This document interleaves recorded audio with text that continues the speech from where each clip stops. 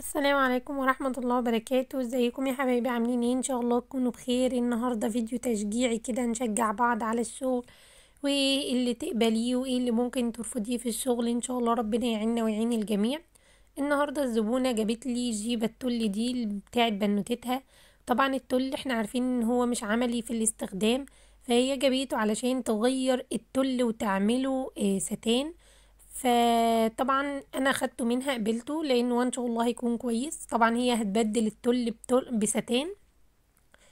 انا قصيت التل كده من فوق، وبدأت ان انا هاخد الستان اللي هي جابته. انا طلبت منها متر وربع، وهبدأ ان انا اخد طول الجيبة بتاعتي. طبعا البطانات اللي تحت هنستخدمها هي مش هنغيرها، وباخد طول الجيبة والباقي كله بعمله وسط، لان انا عايزة الوسط واسع، ما هعمل فيه كشكشة. فالوسط انا عايزاه يكون واسع جدا. فانتي بس بتاخدي طول الجيبة، وبعدين الباقي كله بتحدديه وسط. جه بقى معاكي 15، جه 20، على حسب طول القماشة معاكي. وهبدأ ان انا اقصها زي كلوش كامل. هقصها كده كلوش كامل. تمام. اللي هو الكلوش اللي هو الدبل اللي هو دايرة كاملة، بحيث ان انا هركبها بقى فوق البطانات اللي هي كانت في الجيبة الاولانية. تمام. كده هبدأ بقى ان انا اقص هقص القمر بتاع الجيبة.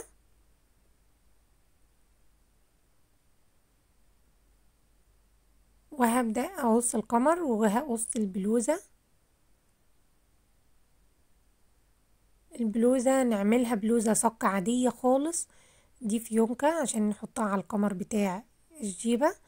البلوزة هنقصها بلوزة عادية خالص بفيونكة عادية خالص، بلوزة صك معلش بكم يدوب منفوخ كده مرفوع لفوق، سهل وبسيط.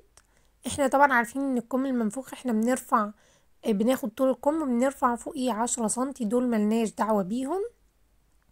وبناخد صوت الطرمبة، ومن نص الكم كده ببدأ اطلع على فوق، وبتاخدي طول الكم بتاعك ده كده. الكم اللي هو البومبيل منفوخ موجود عندي على القناة، شرح كامل ومفصل للكم ده. اللي انا عايزه اقولهولك هنا ان انتي لو حاجه تقدري تعمليها، انا عارفه ان في ناس كتير هتقولي اعاده التدوير بتتعب اكتر من الشغل. فعلا، بس في حاجات اوقات لو مش هتتعبك تمام اقبليها، ولو هتتعبك وهتاخدي الاجر المقابل ليها مفيش مشكله خالص، اقبليها طالما ما ان انتي هتاخدي اجرك. لا يعني لازم تكون الزبونه اللي قدامك فاهمه ان مش هي عشان هي اعاده تدوير او عشان هي حاجه قديمه او حاجة عندها فانا بعيد تدورها، ان هي هتكون حاجة سعرها اقل من التفصيل. فلو جالك حاجة، عايزة اقولك ان اعادة التدوير دي اوقات بتبقى في زبونة جاية تجرب الخياطة، جاية تشوف الدنيا عندها ايه، يعني جاية تطمن للشغل. فلو ربنا كرمك والحاجة طلعت معاكي كويسة، بتبداي ان انتي كده خلاص عملتي زبون. فاستعيني بالله كده وما تخافيش، وان شاء الله يعني خير باذن الله، ربنا يوفقك باذن الله. يعني هي هنا جابت لي قماش الفستان، فستان احمر وجابت عليه بلوزات. ف تمام، انا قبلت منها الفستان وعملت لها البلوزات، وما شاء الله طلعت نتيجتهم حلوة جدا. انا يعني الحمد لله انا راضية عن النتيجة بتاعتهم الى حد كبير. إيه، ويعني ما يفرقش كتير، ما فرقتش كتير عن ان هي مثلا كانت حاجة اعادة تدوير او لأ.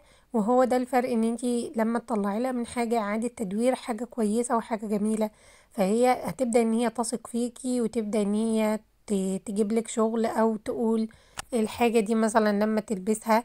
هي دي الطريقة اللي انتي ممكن تبدأي بيها كخياطة، لان انت لسه كواحده مثلا لسه مبتدئه او كده.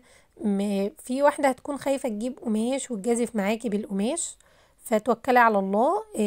دول كده الجيبات، الثلاث جيبات بعد ما خلصتهم. تمام. ما شاء الله طالعين منفوشين، طالعين نتيجتهم حلوه، جمال جدا. عملت كده جبتين حمر من الفستان بتاع مامتهم، بس طبعا القماش ما جابش معايا القمر، فحطيت الاستيك اللي هو العريض ده، استيك خارجي. ودي البلوزات، دي الجيبة اللي هي التانية، اللي هي احنا شلنا التل وحطينا لها ستان. تمام. عملنا ليهم كلهم بلوزات، عملنا ليهم 3 بلوزات كده و3 جيبات، هما ال3 اخوات مع بعض. ما شاء الله طالعين حلوين، نتيجتهم حلوة. ان شاء الله يعني تستفيدوا، تكونوا استفدتوا من الفيديو، وتكون كده حاجة شجعتك ولو حاجة بسيطة.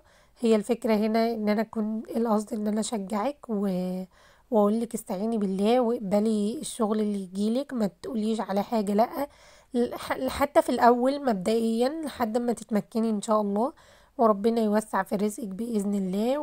وشجعي نفسك واستعيني بالله. وما تنسوش اللي يعجبه الفيديو يعمل لايك ويدوس اشتراك. والسلام عليكم ورحمة الله وبركاته.